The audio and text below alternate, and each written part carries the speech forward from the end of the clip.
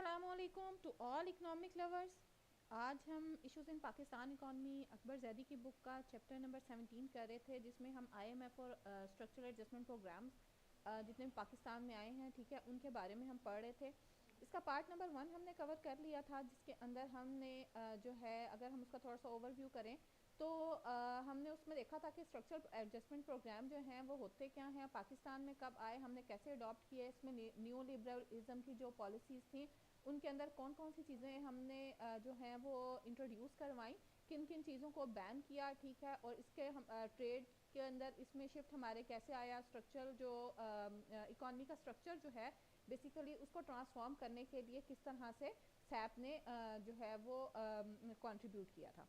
ठीक है, आज का जो लेक्चर है बेसिकली वो है इम्प्लीमेंटेशन ऑफ द सैप इन पाकिस्तान 1988। ठीक है, अब पाकिस्तान के अंदर सैप की जो इम्प्लीमेंटेशन है उसको हम थोड़ा सा डिटेल में आज इस लेक्चर में देखेंगे कि the program was suppose to improve financial and internal and external balances. ठीक है, क्योंकि जब हमारे पास हम शॉर्टेज ऑफ बैलेंस हुआ तो तभी हम आईएमएफ के पास गए ताकि हमें लोन मिल सके लॉन्ग टर्म शॉर्ट टर्म, ताकि हम अपनी जो फाइनेंशियल नीड्स हैं उनको फुलफिल कर सकें।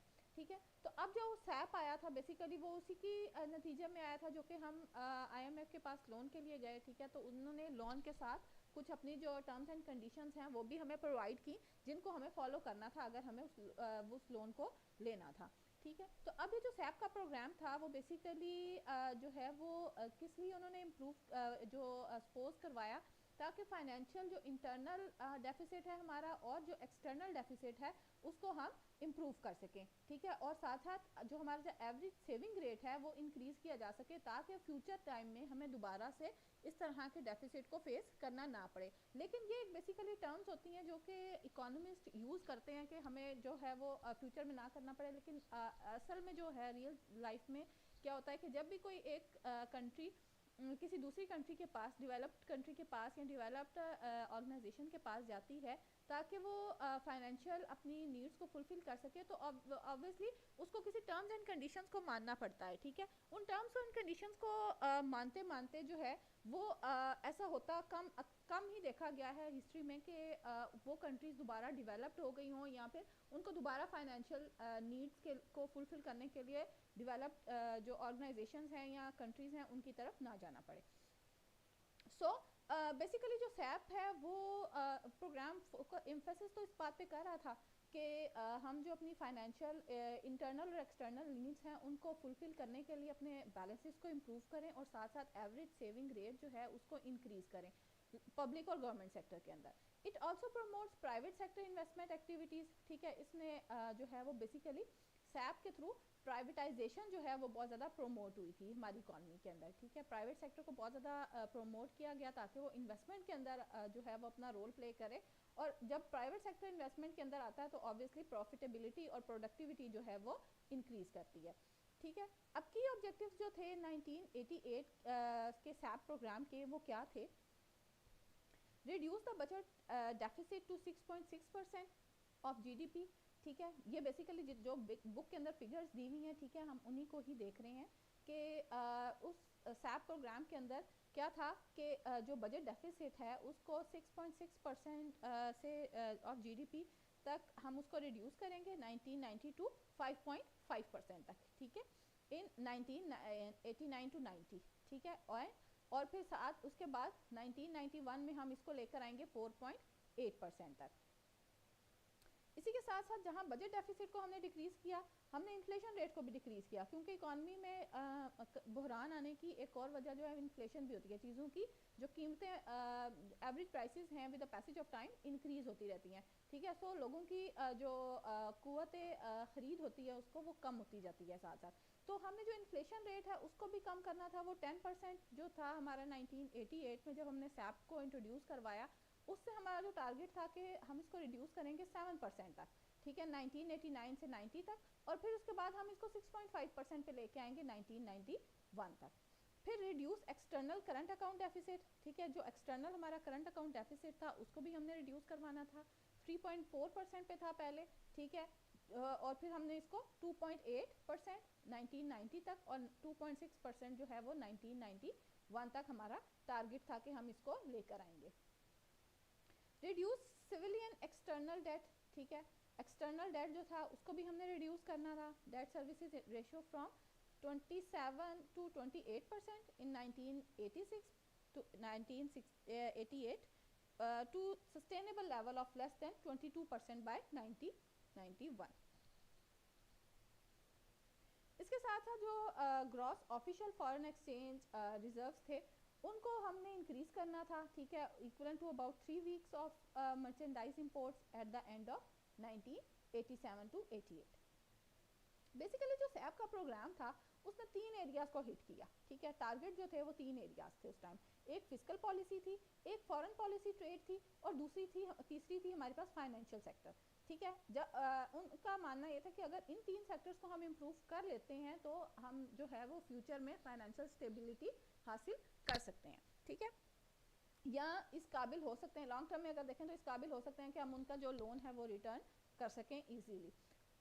तो टारगेटेड एरियाज जो थे इनमें भी अब fiscal policy, foreign trade policy और फाइनेंशियल सेक्टर, इन सब में भी अगर जो टारगेटेड मेन एरियाज थे वो कौन से थे, एग्रीकल्चर था, एनर्जी था, ठीक है, और ट्रांसपोर्टेशन था, जिसको मेनली टारगेट किया गया। अब इन तीनों को हम थोड़ा सा जो है वो सेक्शन वाइज डिटेल में देख लेते हैं कि तीनों के अंदर क्या क्या जो चेंजेस थी वो की गई। फिस्कल पॉलिसी को सबसे पहले देखते हैं। फिस्कल डेफिसिट को, क्योंकि फिस्कल डेफिसिट था, डेफिसिट की वजह से ही हम जो आईएमएफ के पास गए थे, ठीक है, तो अब इस फिस्कल डेफिसिट को डिक्रीज करने के लिए तकरीबन 3 साल के अंदर 8% से 4.8% पे लाने का टारगेट रखा गया, और मेजर जो फोकस था वो हमारी रिसोर्स मोबिलाइजेशन के ऊपर रखा गया, ठीक है। Taxes were intended to increase tax revenues, ठीक है, टैक्सेस इस तरह से इम्पोज किए गए ताकि टैक्स रेवेन्यू हमारा ज़्यादा जनरेट हो सके। Major focus on increasing tax revenue from 17.6% to 20%, ठीक है। 1991 तक हमारा जो टारगेट था वो क्या था कि टैक्स रेवेन्यू जो है वो 20% तक हम अचीव कर लेंगे जीडीपी का। अब टैक्स एफर्ट्स की जो सेलियन फीचर्स है वो क्या थे कि gradual increase of sale tax, ठीक है, सेल टैक्स को हमने ग्रेजुअली इंक्रीज किया जो इंपोर्ट्स के ऊपर था, और फिर डोमेस्टिकली जो प्रोड्यूस गुड्स एंड सर्विसेज थी हमारी, ठीक है, उनके ऊपर हमने जो सेल टैक्स लगाया उसको हमने इंक्रीज किया।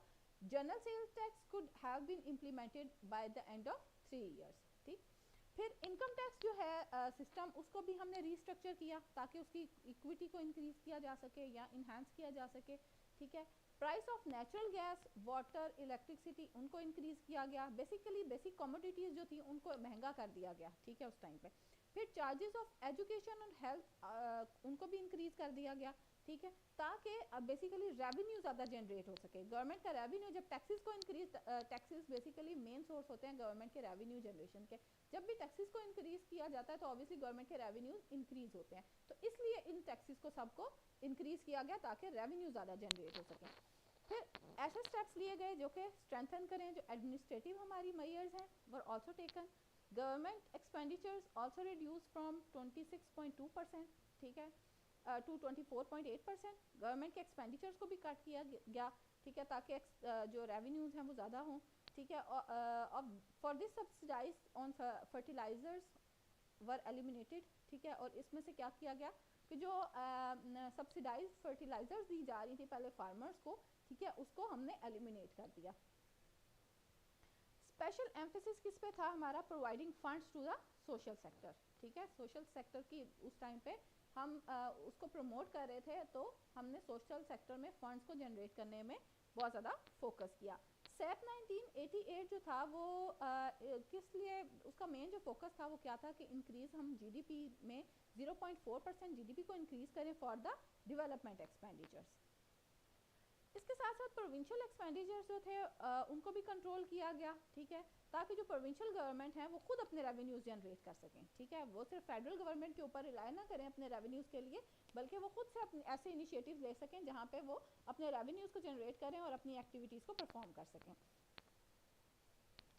नेक्स्ट हम ट्रेड पे देख लेते हैं, ठीक है। ट्रेड में क्या changes I, non tariff barriers were replaced by tariffs, ठीक है, जितने भी नॉन टैरिफ बैरियर्स थे, ठीक है, उनको हमने उनके ऊपर टैरिफ लगा दिया, ठीक है। नंबर ऑफ बैंड गुड्स जो थी वर रिड्यूस फ्रॉम 400 टू 80 पे चली गई। उससे पहले जो गुड्स थी वो तकरीबन 400 गुड्स की लिस्ट थी जिसको हमने बैन किया हुआ था पाकिस्तान में, जिनकी हम ट्रेड नहीं कर रहे थे, लेकिन उसको हमने रिड्यूस किया 80% में भी, और उसमें भी सिर्फ वही गुड्स रहने दी जो कि सिर्फ रिलीजियस पर्पस के लिए हम नहीं यूज कर सकते थे, ठीक है। बाकी सबको जो है वो अनबैंड कर दिया हमने। Imports expand and non tariff barriers were reduced, ठीक है। इंपोर्ट्स को हमने एक्सपैंड किया। इंपोर्ट्स को एक्सपैंड करने का एक तरह से हमें जो है वो फ़ायदा भी हुआ, लेकिन साथ साथ क्या हुआ, उसका नुकसान भी हुआ, क्योंकि हमारी अपनी जो डोमेस्टिकली गुड्स एंड सर्विसेज की मार्केट थी वो उसको नेगेटिवली इम्पैक्ट हुआ उसके, ठीक है। फिर इंपोर्ट्स एक्सपैंड करने के साथ साथ हमने क्या किया कि नॉन टैरिफ बैरियर्स जो थे उनको हमने रिड्यूस कर दिया। सैप ने जो 1988 में एम्फेसिस किया on reducing tariffs so that imports could be more cheaper, ठीक है, ताकि इंपोर्ट जो है वो चीपर मिल सके। जब इंपोर्ट हमें चीपर मिलना शुरू हुई तो हमने क्या किया, अपनी जो डोमेस्टिक मार्केट थी हमारी वो हमारी उस तरीके से इस्टेब्लिश नहीं हो सकी। There was also measures to increase exports but only higher valued goods, ठीक है। इसके साथ साथ ऐसी भी मेजर्स जो हैं वो अडॉप्ट की गई ताकि एक्सपोर्ट्स को इंक्रीज किया गया, लेकिन सिर्फ उन चीज़ों के ऊपर एफर्ट की गई जहाँ पे जो हायर वैल्यूड गुड्स थी उनके ऊपर एफर्ट की गई, ठीक है। Private sector was permitted to involvement in export of cotton and rice, ठीक है। प्राइवेट सेक्टर जो था उसको सिर्फ इस चीज़ की इजाज़त दी गई कि वो कॉटन और राइस की जो है इम्पोर्ट उसमें वो पार्टिसिपेट कर सकता है। प्रीवियस ये सिर्फ गवर्नमेंट के कंट्रोल के अंदर था कि कॉटन राइस जो है उसको हम ट्रेड कर सकें। नेक्स्ट है जी फाइनेंशियल सेक्टर।